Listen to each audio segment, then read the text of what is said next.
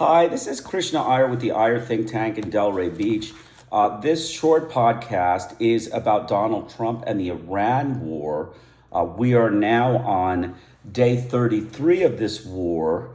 I am, going to be talking about Al Jazeera, as well as I'm going to make a few comments on Donald Trump's speech last night to the American public.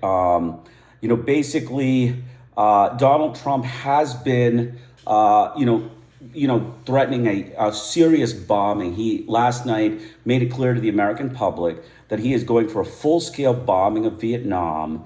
It's a campaign that, it's clear that, the sadistic slaughters of the American government, the schizophrenic frauds of the American government. And Donald Trump is, clearly got schizophrenia with this latest attack and this latest threat to the Iranian ethnic people. It is a clear example of white, fraud, a white fraud that is, foaming with all kinds of nonsensical allegations. Okay, we're going to go through the scope of Donald Trump's schizophrenic illness. I'm just going to, make a parallel because this is really Hitler shaming sadism. This American government is like shaming Hitler. Its, recent campaign just adds to its last number of campaigns that have been shaming Hitler in terms of their sadistic brutality and psychiatric symptomatology, their, schizophrenia, their delusions and persecutory ideas, their hallucinations, visual and auditory. It's all there. It's all there in clinical findings. I am very, very confident that, though you can't make psychiatry a perfect science, you can definitely see the signs of American government, white supremacists, doing, basically, homicidal butchers of championship level. They are, sporting. It's like a new sport for the American government. They, have ethnic niggers to, knock down with guns. And that's what they did. If you trace American history back to the Vietnam War, to Timor, to, after Timor, to, the Iraq War, and then after that, through Latin America, their terror states, through the Southeast Asia terror states, you trace it to the most recent Iraq war, their Afghanistan war, and now the Iran war. You see a pattern. You see a pattern of schizophrenic, delusional level and hallucinations and delusions and serious psychiatric illness that is untreated. In the Lyndon B. Johnson years, when they were in the Vietnam War, he demonstrated clear signs of hallucinations and delusions of a communist conspiracy. And the white frauds of the U.S. mass media, the New York Times and the Washington Post, covered up Mr. Johnson's, escalating illness. Okay, they covered up his escalating illness because he was bombing for a win policy throughout his term in administration.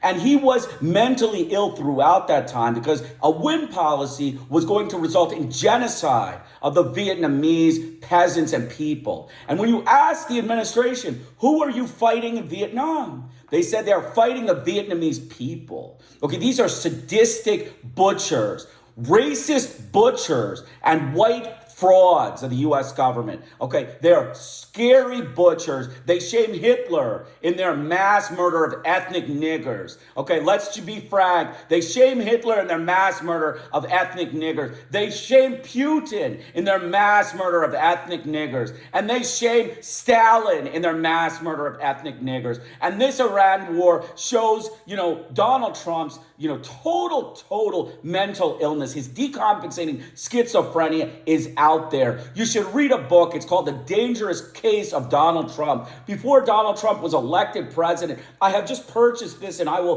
put the link in the description section. When Donald Trump was elected president before his first time, 37 psychiatrists issued a warning that there is the dangerous case of Donald Trump. They went through his personality, through his speeches, through his rhetoric in the press, through his fascist, racist fraud facade of a democracy. He's, promoting white supremacy, white nationalism, mass murder of ethnics. They found that he is a dangerous man and he needs to be kept from the presidency and from nuclear power. The U.S. Psychiatric Association, the American Psychiatric Association, covered up this report. They covered up this report. This is, a racist fraud organization that covered up a report that described Donald Trump's extensive psychiatric illness based on 37 board-certified physicians that analyzed his speeches, transcripts, and actions to indicate he was not fit to serve duty. And every white fraud in the U.S. government, approved of this man to be the president of the United States. Now, why do you think that is? Because the U.S. government is full of sadistic, butchers, sadistic, anti-ethnic, racist butchers. They are Roman Catholic butchers of the American government. They are dangerous people. I am not, joking about these people. They have dangerous machinations and dangerous tendencies to violence. And they are white savages, white racist, Roman Catholic savages of the U.S. government. And, anytime they got into trouble, they basically used to just look at people and say, get out of our face, you're an ethnic nigger, get out of our face, I don't want to hear what you say. This is the way the U.S. government behaves. You got to be careful with people who can't sit down and rationally think. Okay, these people can't sit down and rationally think. They are frauds. They are white frauds and white supremacists, that are mentally ill. They have serious decompensating illness. So let's just go through the full scale of Mr. Donald Trump's illness. And we're going to start actually with Lyndon Johnson's delusions, because I think it's important that you understand Lyndon Johnson's psychiatric schizophrenic illness and are examples of how Mr. Johnson could be considered a schizophrenic by standard today's clinical criteria. Mr. Johnson had grandeur delusions. He made multiple statements that we can win the Vietnam War without civilian casualties. He killed more people in Vietnam than Hitler killed in the World War II. Okay, this guy was a sadistic, fraudulent butcher. So that is number one. He has grandeur delusions. He had persecutory delusions. We are being persecuted by a communist conspiracy in Asia. That is absolutely true. His bombing of Vietnam, Laos, and Cambodia, resulting in mass civilian slaughter, was meant to curtail China and was meant to worry about the Chinese communist conspiracy, because Mao Zedong had just, overrun the Chinese with, the Communist Party, and the nationalists had been kicked out. So Johnson was quick to jump on that and mass slaughter the Vietnamese peasants in a vicious, white savage, action. The next was visual hallucinations.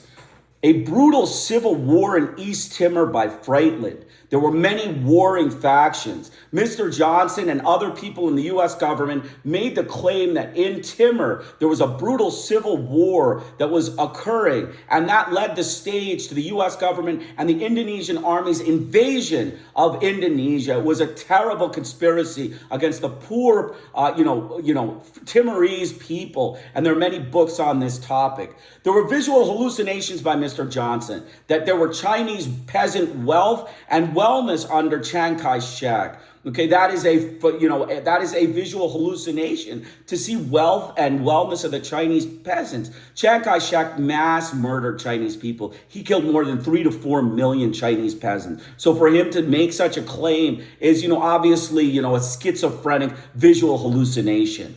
Auditory hallucinations. Another one is pro-Indonesian forces are conducting a fierce attack against Friedland. Another war in the state of Timor, in which the Indonesian forces, this was set through by, the mass media preempting a real, big dissent in, Timor and causing, a major genocide against the Timorese people.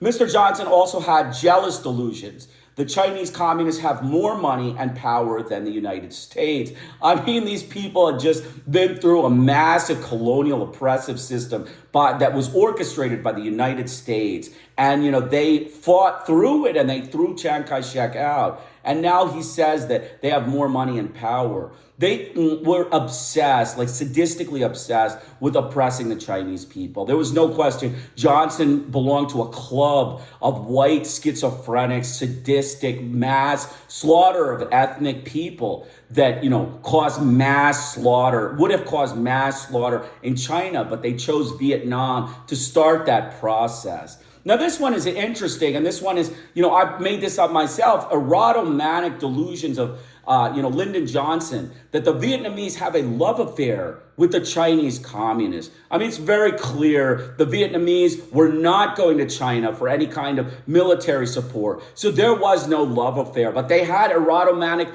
delusions. Johnson had these delusions because he suggested they were going to China for support, dependent support. And he is a schizophrenic. And the last one is a somatic delusion that Mr. Johnson had, which is that there is a communist takeover of Asia and that there is someone from the Red Chinese marching through Asia that we can feel. And, that was obviously somatic delusion because China was not, imperialist in any way at all as a threat to the United States. So you can see Johnson, is a schizophrenic fraud. I mean, he is a schizophrenic that needed medications and, serious inpatient state rehabilitation, like state of Washington, D.C. rehabilitation for his sadistic slaughter in Vietnam. Unfortunately, no one called him out on this. And he, managed to commit genocide in Vietnam. Like he killed more people than Hitler killed and dropped more bombs in Vietnam than Hitler dropped during World War II. Okay, so this is a sadistic American Hitler-shaming butcher. That is the fact. And you want to hide it, you can hide it, but these are the open facts. And this is based on my research of reading multiple sources. I'm going to bring a parallel for Donald Trump. Donald Trump has also evidence of decompensating schizophrenia. Okay, he has visual hallucinations of marching Iranian proxies against Israel. Okay, this is, not supported by any evidence. Again, visual hallucinations of drugs that are moving across the American border by Venezuelans. Another piece of information that is not supported by any evidence. He has auditory hallucinations of Iranian proxies bombing places in the Middle East. Again, this is a clear sign of schizophrenia, auditory hallucinations. What about somatic hallucinations? He feels that there are more ethnic niggers populating America and needing to sadistically lower the ethnic population through immigration murder. I mean, that is a serious, dangerous sadist that is out there with homicidal ideation and is, causing a serious, death and destruction to immigrants in America. He also has somatic hallucinations of Venezuelans marching through the borders, bringing drugs to the American people. No such thing occurs. He has delusions of grandeur, of being an army genius and being able to win a war in Iran without civilian casualties. He's shown that to be, a delusion that there have already been over 2,000 casualties and over 600 schools have been struck by U.S. bombs. He is a racist, schizophrenic fraud of the American government. He also has jealous delusions that Iranian Muslims have nuclear weapons or are getting them. Another fraudulent statement by Donald Trump and another example of schizophrenic decompensation. He has persecutory delusions of the fact that we are threatened by Iranian proxies in the Middle East. He has delusions of persecution that we are threatened. And finally, he has erotomanic delusions that the Iranians have a love affair with Russia. And once more, he has somatic delusions of an Iranian takeover of Israel. So based on all these serious symptoms of paranoid schizophrenia, this reflects Trump's extremely mentally unstable state and threat to world safety. And based on his threats to Iran during his speech yesterday, I decided to give this presentation to say that Donald Trump should be restrained from any further military action in Iran. He is a dangerous man, and he needs to fix himself up with medication before he is able to, cause any harm to anybody. And he needs to be investigated for these mental health health issues before he is able to cause harm to the Iranian ethnic people. So, we were going to go through a couple, just a couple things on, the Iranian. There was an article in Al Jazeera that I had, understood, and basically, steel plants and bridges were hit as U.S. and Israel attacks expand around Iran vowed retaliation. The United States and Israel have stepped up attacks targeting a century-old medical research center in Tehran, a bridge near the capital, and steel plants after Donald Trump threatened to bomb Iran back to the Stone Age. During Donald Trump's address to the nation on Wednesday, Trump said that the U.S. is close to completing its core objectives in Iran, but didn't offer a firm timeline for when the conflict might end. Iran said that Tehran will fight back. Iran's military cautions that the war will continue until the humiliation and surrender of its enemies and warns against a possible U.S. ground invasion. Another concern by everybody that the United States government, the schizophrenic sadist, the Hitler-shaming sadist, the Putin-shaming sadist of the American government are dangerous frauds, and they may cause mass slaughter in Iran, just like they reduced Iraq to rubble back in 2002 to 2007. There are basically no other changes, no other real actions. So we're just really waiting for, Donald Trump to make his, change and make his, decision as to how to proceed forward. As I said, and I always say, Donald Trump should withdraw his troops from Iran and seek psychiatric help because he is in dire need of such, mental health, problems. I mean, as president, we understand there's a lot of stress involved. But when there is stress involved, there needs to be, real checks and balances. And if someone decompensates with a major mental health illness, it needs to be investigated, and he needs to be kept as a threat to world security. That's all I'm going to say on the matter. I'm going to continue with Indochina. Again, I said this is the book that I have been recommending, The Washington Connection and Third World Fascism. It goes very clearly through Indochina and the Quang Ngai province. 5 months after the peace agreement, arrests, tortures, artillery fire continue as before the ceasefire. Okay, since the ceasefire agreements, the Saigon government continues to detain, to arrest, to interrogate, and to torture a large number of civilians in Quang Ngai. At present, there are about 2,000 political prisoners in the province. At the provincial interrogation center, there are more than 1,000. 1,000 are in the prison of Quang Ngai, and hundreds are in the 8 district detention centers. During 2 years' time, we have encountered hundreds of detainees. We have never seen a single prisoner arrested for a criminal offense. The detainees of Quang Ngai were labeled, given names and registration number. Often the words political prisoner are written. At least 90% of these prisoners are political prisoners and not prisoners of war. Since the January agreements, the number of prisoners has remained constant. The majority of the persons arrested before January have not been released.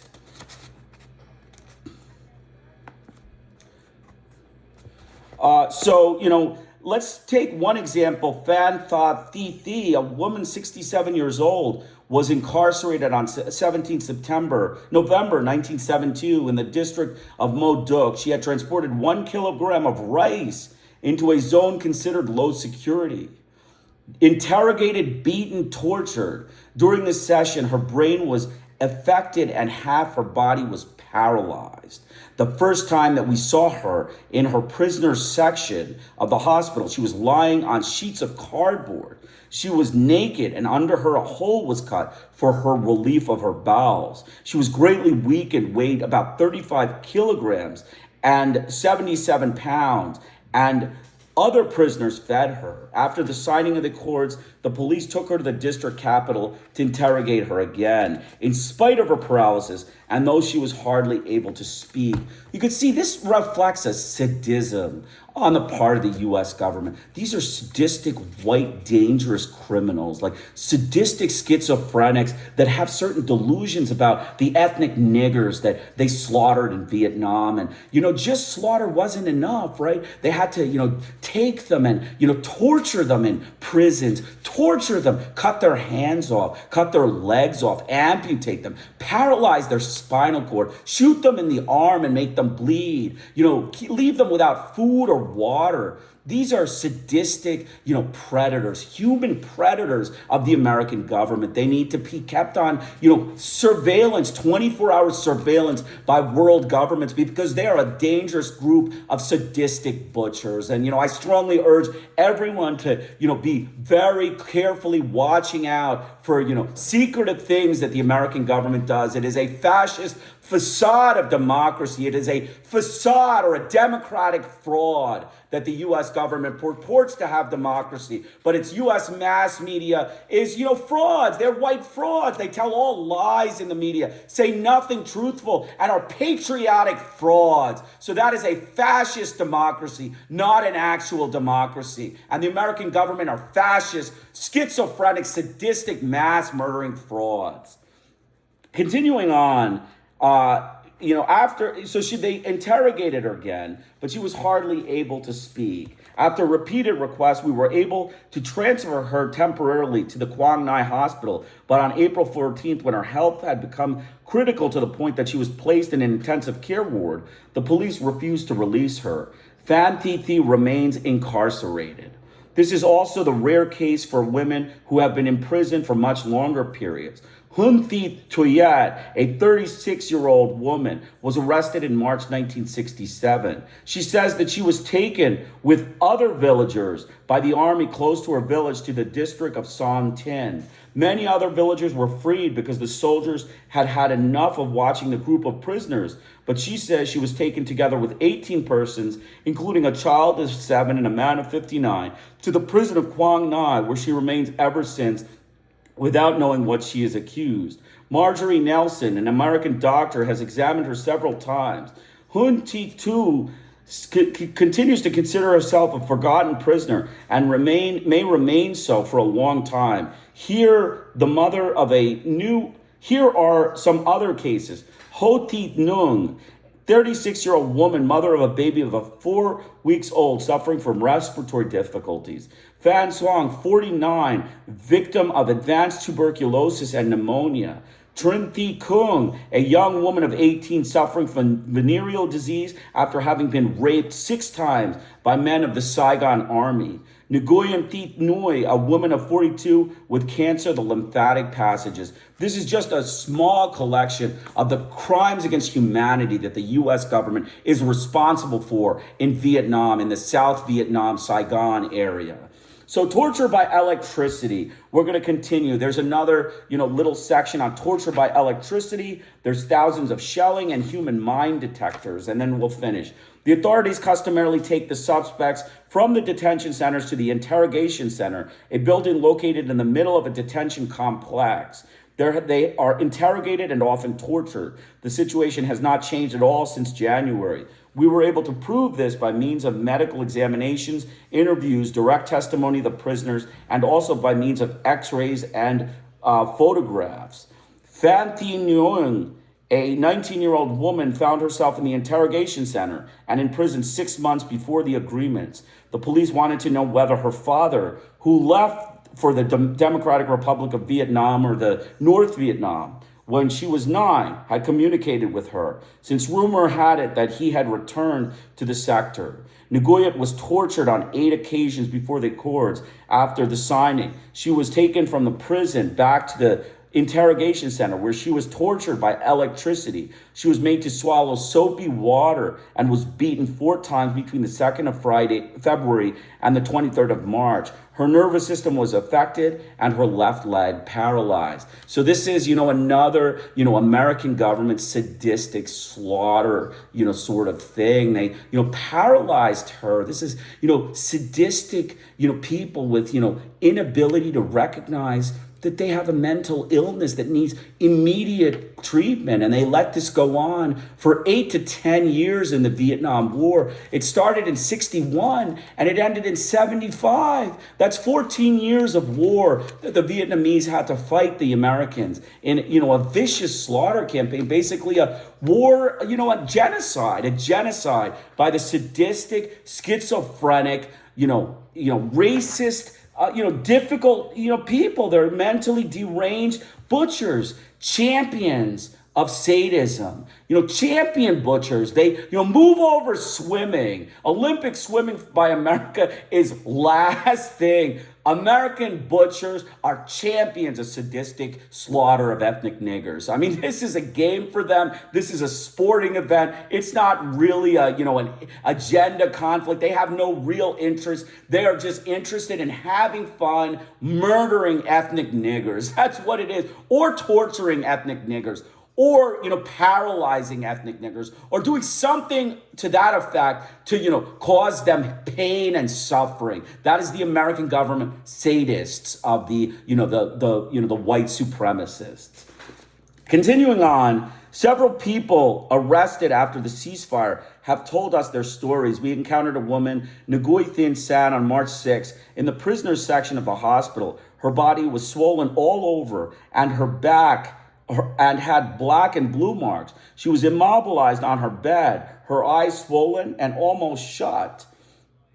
She is a native of Duc Mai, district of Mo Duc. 4 days earlier, she left her house to go to the fields. The village chief stopped her, accusing her of wanting to make contact with the soldiers of the PRG. That's the NLF. She answered that she herself, her 6 children, and her husband, a lieutenant of the Saigon army, had fled the communists 6 times, but the village chief ordered the police to interrogate her and beat her. She was severely beaten at the district center and sent to the provincial interrogation center, but she arrived there in such a state that she was hospitalized. At this time, she is in the Quang Ngai interrogation center. Lam is 12. He was arrested after the ceasefire and sent to the interrogation center. When the police apprehended him, he carried 2 vials of penicillin in his pockets. He was accused of carrying medicine to the PRG. He now remains at the interrogation center. Still, the authorities know that his father is a nurse at the Quang Ngai hospital. His father has stated to the police that Lam was carrying the medicine to a sick aunt. Lok is 17. He is a student. He was arrested by the military police and incarcerated at the provincial interrogation center. Yet his identification papers were in order and he is too young to serve under a flag. The police gave him a choice between enrolling or remaining in the interrogation center for 1 year, at which time he will be old enough to become a soldier. All of these acts occurred after the ceasefire. Since January, the Saigon government has scarcely demonstrated the spirit of reconciliation. The festival of Tet came shortly after the signing of the accords. The government authorities of Quang Ngai clearly show their intention in the instructions published regarding family reunions. Trucks equipped with loudspeakers announced to the inhabitants that if members of their families who worked for the PRG or the Northerners attempted to return home for the festival, the neighbors should beat them to death. Harsh measures were taken by the police and the army in order to strictly control and limit movements of the population. Once again, it was announced by loudspeakers mounted on trucks of the tens of thousands of refugees of the provincial capital and vicinity that it was forbidden on penalty of death by gunfire to go into the ancestral lands and into the ancestral home. Since the signing of the accords, no movement has been authorized between the zones. So you can see that, it indicates there is, a need to, cause, suffering and pain of the people of, South Vietnam. It indicates a sadistic, schizophrenic group of sadists of the American government. Thousands of shells on May 1st, Nguyen Kui, a grandfather of 74 years old, deaf and nearly blind, was arrested and imprisoned in the detention center of Son Tin. We learned from that person who worked in the hospital. His house was located in the region of My Lai, the scene of one of the most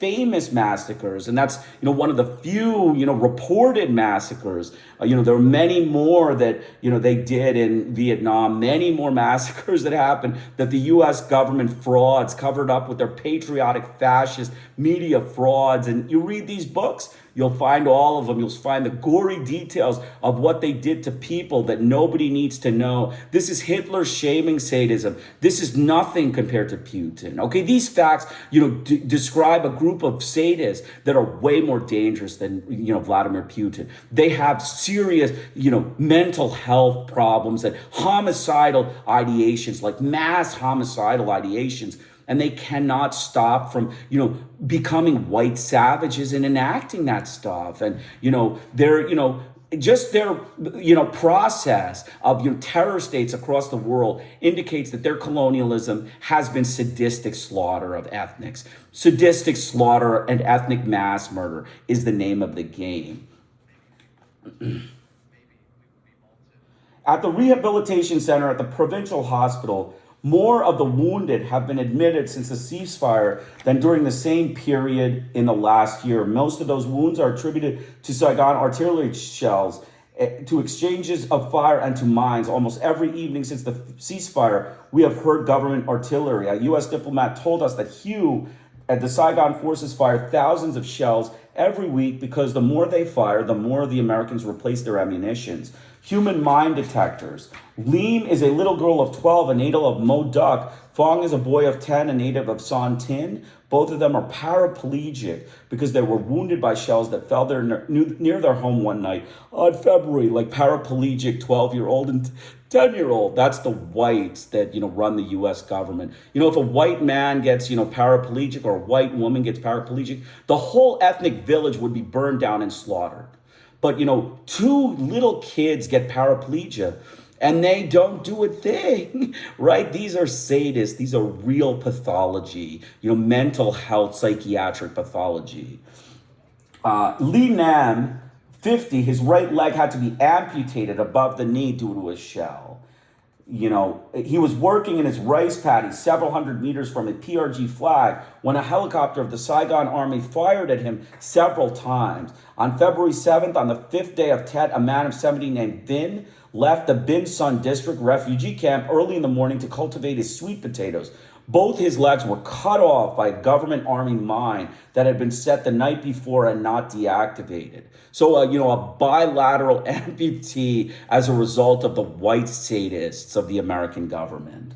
On February 15th, a 14-year-old boy lost his left leg below the knee in a grenade explosion. Another 14-year-old with a grenade explosion. We also received firsthand reports from persons from the Batanga Peninsula who were forced at gunpoint to lower a PRG flag. Luckily, this time the ground was not mined, but the Saigon soldiers told the people that they were using them as mine detectors. The story told us by Tran, 57, a native of Pho Khai. The incident, he told us, took place on March 27th. Tran Lam was going from the market to Bin Sun toward Bin Du.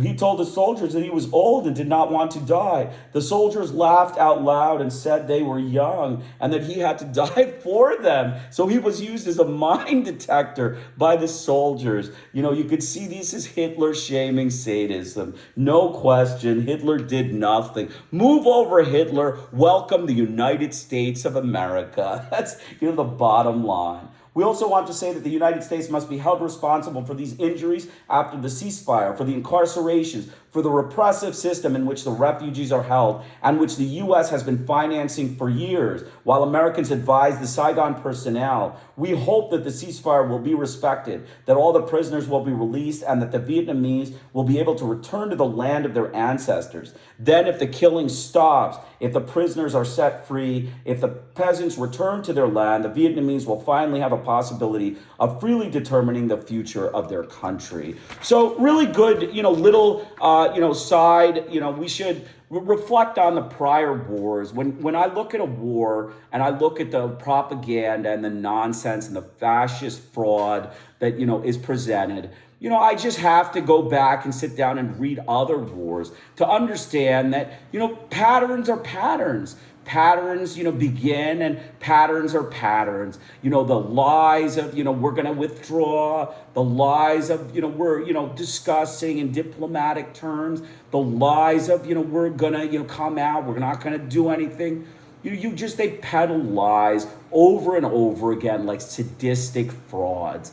Like I said, we have to understand, the whole, the Hitler shaming sadism. You have to, we went through Hitler shaming sadism.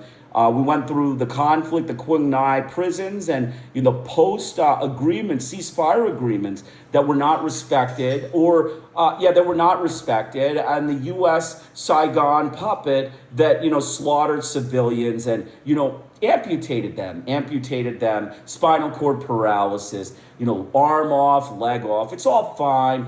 The U.S. did all of these things, never apologized. They just killed, probably 10 million people in the Vietnam War, including Laos and Cambodia. 10 million, maybe 15 million, more than Hitler killed, more than Stalin ever killed, way more than Putin ever killed. And, nobody really talks about it because the U.S. government are sadistic, ethnic murderers. They're mass murderers of ethnics. And, I think most countries are afraid of them, right? They react like, sadistic frauds. Like they present fraudulent democracy. They present fraudulent facts to the world. And then they back it up with their fraudulent delusions.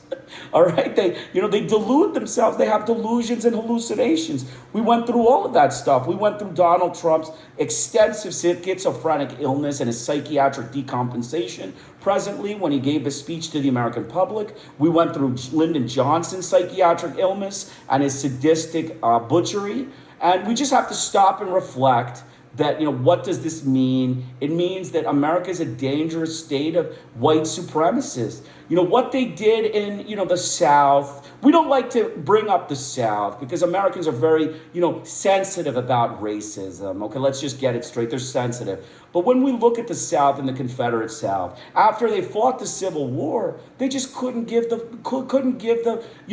up their oppression. They had to own the blacks, right? They had to own them. And owning them meant having them work in mills like, charcoal, coal mines, and, all sorts of mines, 14, 15 hours a day where they drop dead. The same kind of thing they were looking to do in Vietnam. I think the same kind of thing they're looking to do in Iran. I really do. I think it's the same kind of thing. Their imperialism involves, extreme sadistic subjugation of ethnic minorities, extreme sadistic subjugation. Ethnic minorities are, they're direct, antagonists. And, they secretly find them and they secretly find ways to sadistically torture them or to murder them. And, it looks good on paper, like you look good by, having Israel as your friend and saying that we'll both go in, we'll, we'll pretend that, you hate Iran because you're their arch enemy, when who's really, responsible? It's the American Roman Catholics. Okay, let's be frank. It's the American Roman Catholics that made this war. And, Israel is just playing along with their sadistic, brutal campaign of terror. And, anything else is a delusion. Anything else is delusional. It's hallucinatory. What you see is what you get. America has slaughtered in, the Philippines. They've slaughtered in, World War. They slaughtered in China. They slaughtered in Vietnam. They slaughtered all through the Latin Americas. There's hundreds of books on it that they've, tried to dig away so that people can't find them, but they resurface, and then occasionally you'll get an article on it and you'll figure out that there's a book, 15 years later about American, mass slaughter in some place that you didn't even know. And then you're laughing and reading, and then you want to read more, and then you look more, and the more you look with America and imperialism, the more you find that's hidden. And it's just so ironic that if you look like, just a little bit, you'll find just so much, to read and not be able to even accomplish it in a lifetime. They have murdered so many people, more than can be reflected in different books. And, that's who they are. So, in summary, I say that, you should get this book. You should also get the book on the dangerous case of Donald Trump. I'll put both in the in the description section. This is Putin shaming sadism. The American government is guilty of Putin shaming sadistic slaughter and mental health decompensation, serious schizophrenic, mass homicidal ideation, and carrying out violence on those ideations, by Donald Trump and all of their prior, presidents of the United States. All of their prior presidents have had serious homicidal ideations for which they carried out mass slaughter due to schizophrenic decompensation and mass homicidal ideation. And, without treatment, this is a world threat. Everyone should understand this is a threat to the world peace and world security. And, until people understand the gravity of this threat, you are going to be laughing your way to, either being colonized, or you are going to laugh your way to be involved in colonization in one way or another. And so I hope you enjoy it. It's Krishna Iyer with the Iyer Think Tank in Delray Beach. Have a great day.